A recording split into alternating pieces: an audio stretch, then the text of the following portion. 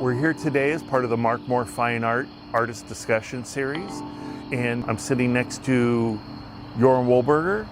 Yoram, tell us who you are and what you do. Right now, most of my work is three-dimensional, sculpture, installations. But I always like to say that the work is idea-based, so it can be any medium. One day it can be painting, photography, video, but right now mainly 3D sculpting. I like to think that my art is an idea-based. It doesn't mean that the beginning of the process always is rational. But at one point in the process, I have an idea. Sometimes even have a vision of the way I think the piece will look like. And I start the process. Many times when I reflect back, I see that it actually was an emotion or emotional trigger or a memory from the past or a combination of all these that brought the rational idea, the concept. But usually if it doesn't have a concept or an idea, it will fall apart really quickly and I won't be interested. So Yoram, given all of this, what role do you feel the artist has in society at this time? I don't think my role is to be preaching to anyone what is the right way or the wrong way. I think my role is to create the conversation. The way I create the conversation is by exposing what I think that we don't see sometimes. So far I went through three, I think, methods of exposing. It would be, the first one was turning found object inside out, with teddy bears, plush toys, or furniture. The third method to expose was to collapse them or sliced furniture or household object and collapse their form. So you look at them in a different way, or the familiar now becomes something new. And the most recent is enlarging them. And enlarging them but focusing on the mistakes, the faults, the byproduct of the production. Amplifying them, yes. Do you think your personality is literally reflected in your work in some way? I'm sure it is. I think it's one of the, for me, it's one of the conditions. The work has to be personal. Sometimes I think I have an idea or I'm dealing with an issue and it's all in my head. You know, I'm solving a problem and I have this idea how it will look like. I do the piece and it happened before, and then a few months or years later I'm looking at it and I'm actually starting to recognize things that either visually or in the idea are either from my childhood, my background, my personality, my issues. One thing that I realized when I was working on the heads is that I had a surgery when I was 11 years old, which is a pretty major surgery. Mm-hmm. And they cut, I have a scar that goes right in the middle of my face. Now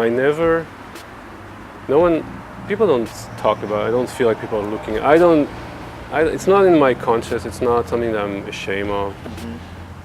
But it's there, you know, and I'm wondering when I was looking at those soldiers, the heads, or those pieces, they all have that split in the middle of the face. How much of the fact that this is physically on my face is being projected, or I'm attracted to that? Literally, you are reflected within your work in a very real way. That's in a physical way. In a physical way. Obviously, in more of psychological or my experiences growing up, there's a lot in there that I can recognize.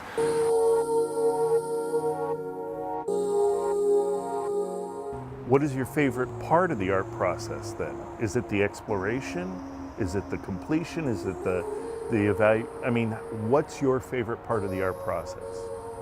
I think there's two parts. I don't know if there's one. I love the exploration. I love feeling how the ideas start percolating and they're coming up and discovering those things that I didn't see before.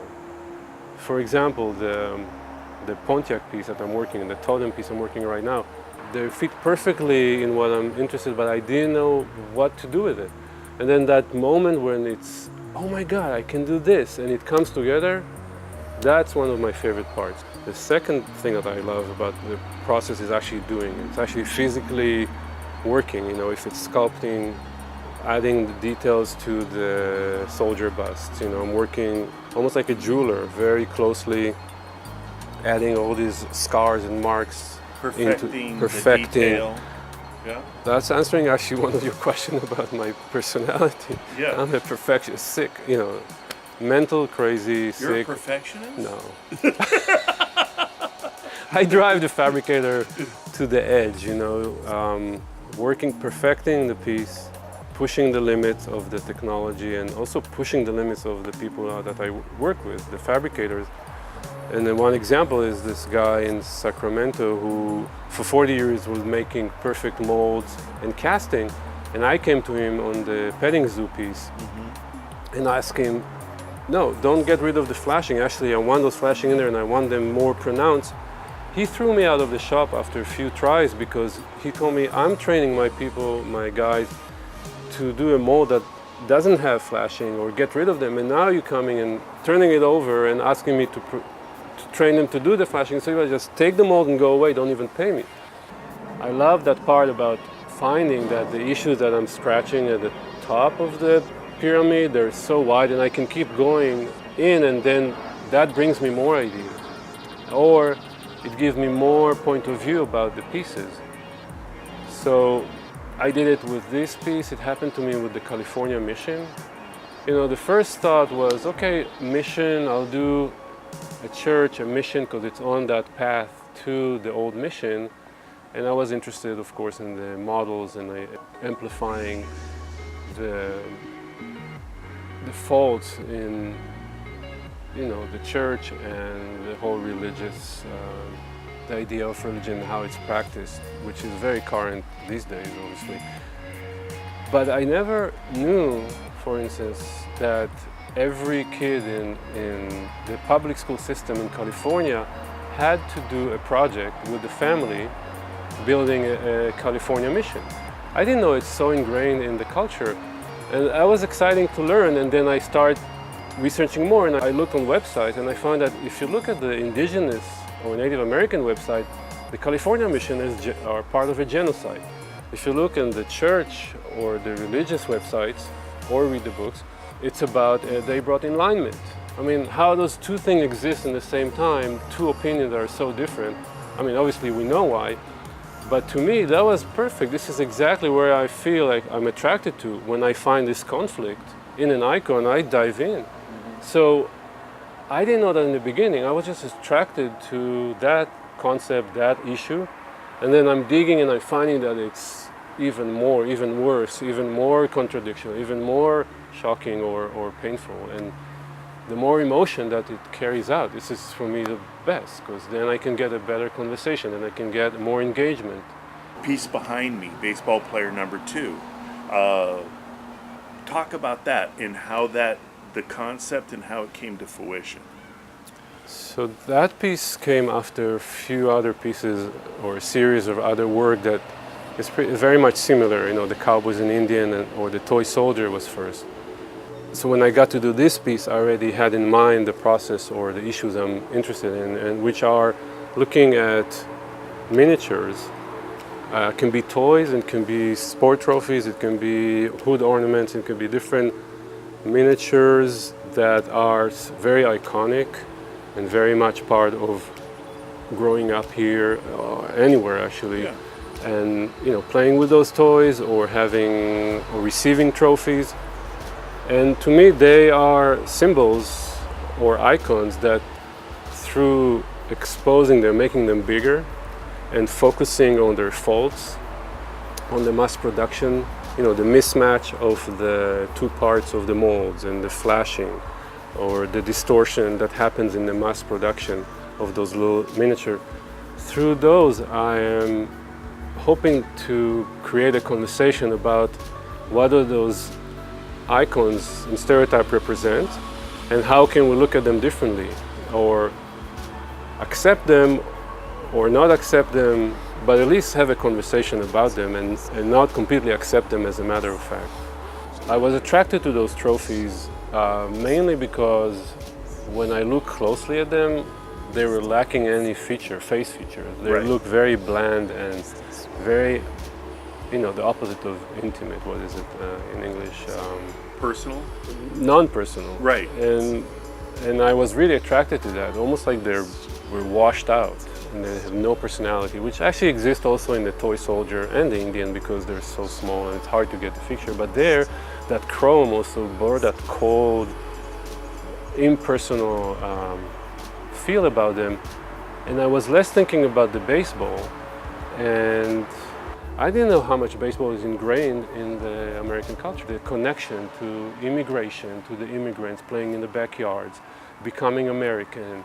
And then also the idea, of course, of giving the trophies at the end, you know, to now you give it to everyone who participates. You don't have to win even. So the more issues, the more things that I discovered through the research, the more exciting the works become for me. Should we go take a look at Yeah. the piece over here?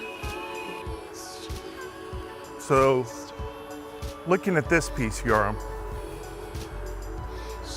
how do you know when something like this is done? When is it finished? That's a very tough question. You know, I think, as we talked before, I am a perfectionist, so I would try to make it perfect until it's painful. I think I feel at one point that the more I will do, I'm actually regressing. I'm starting to add things that maybe I don't want them to be there, or it might look a little bit too perfect. It's hard, but that's when I tell myself, stop. I don't know if I know that it's finished, I just feel that this is it. Could be also physically, I'm just exhausted from trying to work on the details. But then, usually, you know, most of the big work is produced by fabricators. So, and this is to me part of the making the art. It's not separated. You know, it's just doing the maquette or the model. I make the model usually in life size, 1-to-1. But by the time, you know, I do it in one material, it goes through the process. They make the wax, they make the mold, the wax, and then they pour and then they weld the pieces together. A lot of things change. So then there's a whole new process of me going and working at the fabricator. Many times is working on the flashing because only I know when they look good or bad, Right. or good bad. Right. On this piece, for instance, there were many parts of the flashing that I grinded it to the right thickness to make, in my vision, from my perspective, to make it look real, which I cannot explain that to anyone. Or I would change the curve, or I would, I remember actually working on all of these, around those corners when it's turning to make it has to be continuous, it cannot have a break. It has to look like it came out of the mechanical mismatch of the two parts of the mold. Mm-hmm. So a big part of the process at the end is me going with a flashlight sometime, really close, and looking, are there any tool marks? Are there any marks of our doing, our process? I want this to feel like either you shrank down or this came back to life size. And if you see the tool mark, that breaks the illusion. That's quite a balancing act. Yes. Yeah. Well, Yoram, this has been great. I really appreciate you coming out today and talking about your work. Thank you, Yoram.